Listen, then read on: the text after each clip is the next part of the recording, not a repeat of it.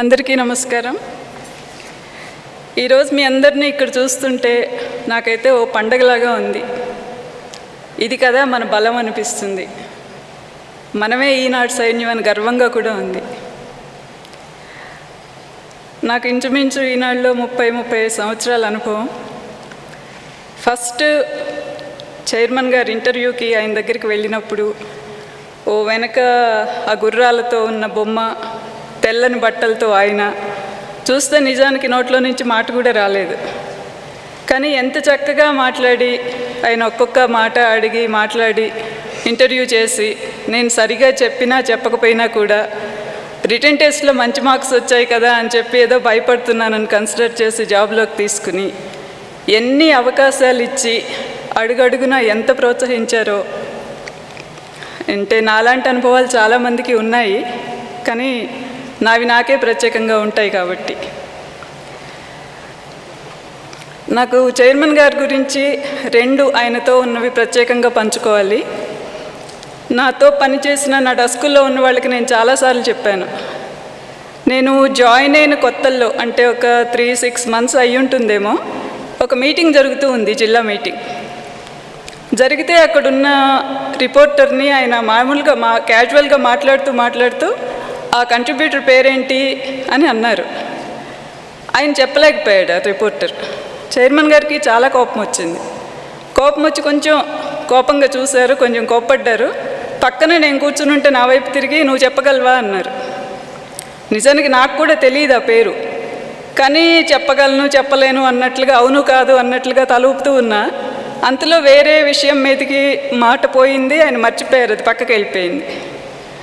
ఆ రోజు రాత్రి నేను చేసిన పని ఏంటంటే లైబ్రరీకి వెళ్ళి ఫస్ట్ ఈవినింగ్ ఆ జిల్లా సమాచారం తెప్పించుకుని ఇంటికి వెళ్ళి కూర్చుని ఆ జిల్లా గురించి అంతా బట్టి పెట్టాను.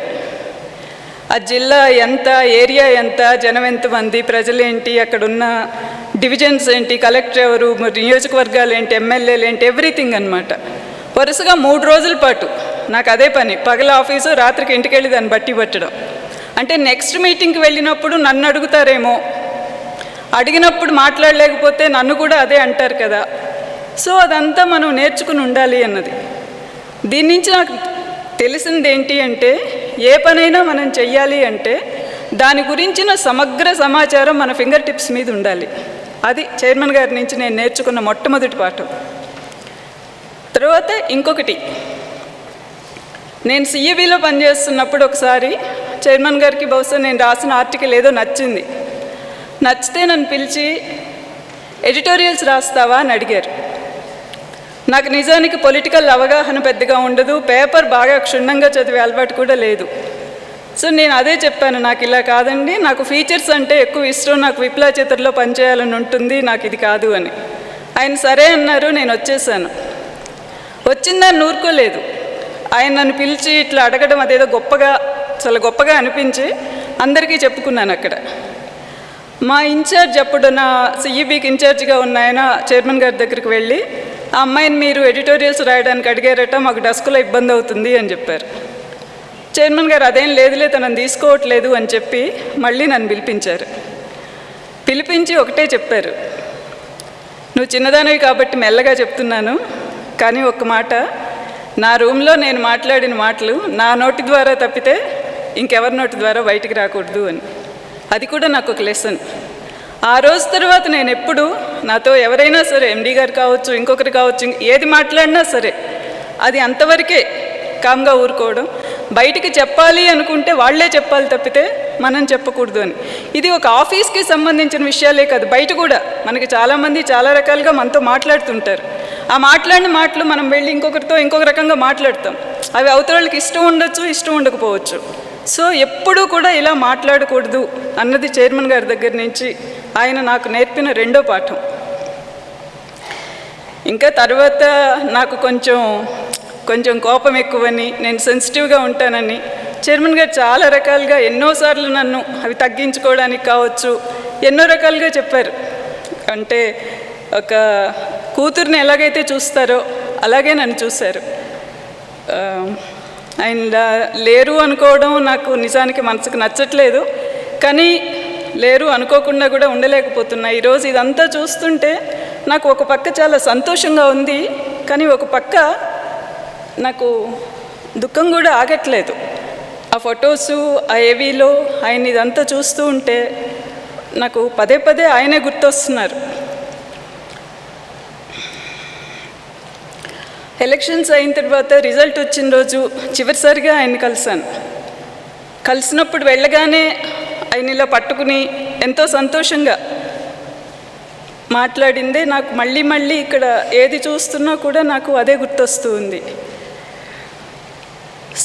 చైర్మన్ గారి దగ్గర నేను చాలా నేర్చుకున్నాను. నేను ఎక్కడ జర్నలిజం స్కూల్లో కానీ పాఠాలు కానీ ఇవేవి నేర్చుకుని రాలేదు. చైర్మన్ గారి దగ్గరే జర్నలిజం నేర్చుకున్నాను, ఆయన దగ్గరే అన్నీ నేర్చుకున్నా. ఇక్కడున్న కొద్దిమంది అదృష్టవంతుల్లో, అంటే అన్నీ చైర్మన్ గారి దగ్గరే ఓనమాల దగ్గర నుంచి నేర్చుకున్న అదృష్టవంతుల్లో నేను కూడా ఒకదాన్ని. మాకు అప్పుడు ప్రతి 3 నెలలకు ఒకసారి మీటింగ్ జరిగేది. మీటింగ్కి వెళ్ళేటప్పుడు సీనియర్స్ అందరికీ తెలుసు, భయంగానో లేకపోతే మామూలుగానో మీటింగ్కి వెళ్తున్నట్లుగా వెళ్ళేవాళ్ళం. ఆయనతో మాట్లాడి మీటింగ్ అయిపోయి బయటకు వచ్చేటప్పటికి మేమేదో చక్రవర్తుల్లాగా ఏదో గొప్ప ఘనకార్యాలు సాధించబోతున్నాం, ఇంత గొప్ప వాళ్ళమా మనము అనుకుంటూ ఏదో రొమ్ము విరుచుకుని అంటారే ఆ పద్ధతిలో బయటకు వచ్చేవాళ్ళం. అంటే ఒక మనిషిని అంత మోటివేట్ చేయగలిగేవారు. ఆయనతో కాసేపు గడిపితే, ఒక మీటింగ్లో పార్టిసిపేట్ చేస్తే మనం ఏదో సాధారణ వ్యక్తులం కాదు, మనం ఏదో చాలా గొప్ప వ్యక్తులు అన్న భావన మనకు కలిగేది.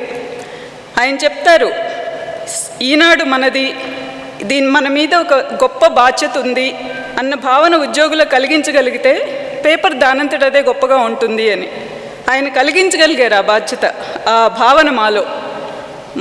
అంటే ఆయన తర్వాత దాన్ని అందుకుని మేము మిగిలిన వాళ్ళల్లో ఏ మేరకు కలిగించగలుగుతాము, లేకపోతే ఎంత ముందుకు వెళ్తామన్నది నాకు తెలియదు, కానీ ఆ అదృష్టం మాకు కలిగింది, నాతో పాటు అప్పట్లో పనిచేసిన వాళ్ళందరికీ కూడా. ఇంకా చైర్మన్ గారి గురించి ఏం చెప్పను, నేను ఎన్ని అనుభవాలు ఈనాడులో 1, 2 ఇది అని చెప్పడానికి లేదు. నాకు సిఈబిలో అవకాశం ఇచ్చారు, తర్వాత ప్రతిభా డెస్క్లో పనిచేస్తున్నప్పుడు అక్కడ అవకాశం ఇచ్చారు, వసుంధరలో ఇచ్చారు, మ్యాగజైన్లో ఒకటి అని కాదు. నాకు ఈనాడులో నిజానికి ఒక జనరల్ డెస్క్ తప్పితే నేను పనిచేయని డెస్క్ లేదు. అన్ని డెస్కుల్లోనూ నాకు అవకాశం ఇచ్చారు.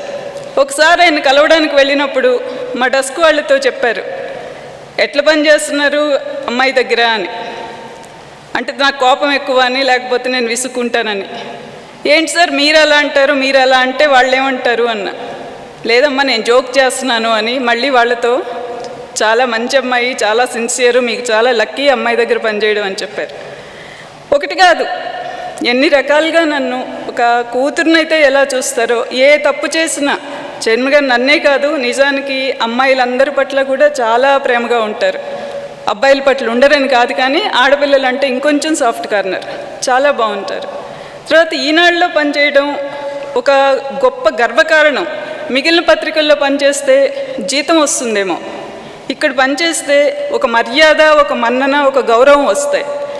మామూలుగా ఆఫీసుల్లో పనిచేసే అమ్మాయిలు చాలామంది చాలా ఆఫీసులో భయపడుతూ ఉంటారు, ఎలా ఉంటుందో అక్కడ పైన ఇన్ఛార్జీలు ఎలా ఉంటారు, పక్కన పనిచేసే వాళ్ళు ఎలా ఉంటారు, కింద వాళ్ళు ఎలా ఉంటారు, డ్రైవర్లు ఎలా ఉంటారు అని. ఇక్కడ అమ్మాయిలకి అందరికీ అనుభవమే. ఈనాడులో వెతికి చూసినా అలాంటి ఇన్సిడెంట్ కనిపించదు. ఎంత సంస్కారంతో ఉంటారు ఇక్కడ అబ్బాయిలందరూ, పై వాళ్ళు కానీ కింద వాళ్ళు కానీ అందరూ అంత ఒక చెల్లెలతోనూ అక్కలతోనూ ఉన్నట్లు అంత ప్రేమగా, అంత అభిమానంగా, అంత ఆదరంగా ఉంటారు తప్పితే ఎక్కడా వేరే రకమైన చూపులు కానీ వేరే రకమైన మాటలు కానీ ఉండవు. ఈనాడులో నాకు బాగా నచ్చేది, నేను బాగా ఇష్టపడే విషయం అదే.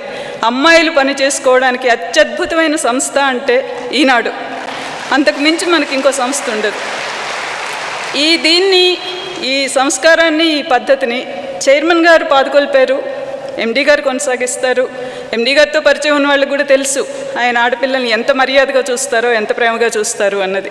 మమ్మల్ని అందరితోనూ కూడా ఆయన సమవయస్కులం అయినా సరే అమ్మ తల్లి అనే పిలుస్తారు ఆయన.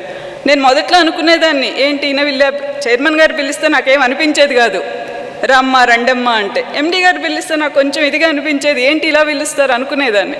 కానీ తర్వాత అర్థమైంది, అది ఆయన నుంచి వచ్చిన సంస్కారం, ఆయన నుంచి వచ్చిన పద్ధతి, ఆయన నుంచి నేను అలవాటు చేసుకున్న పద్ధతి అని చెప్పి.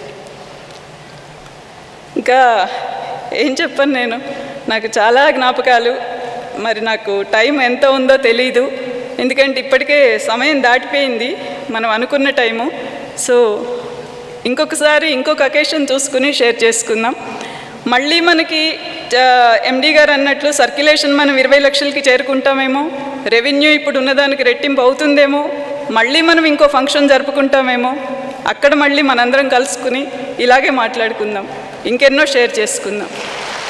నమస్కారం. సెలవు.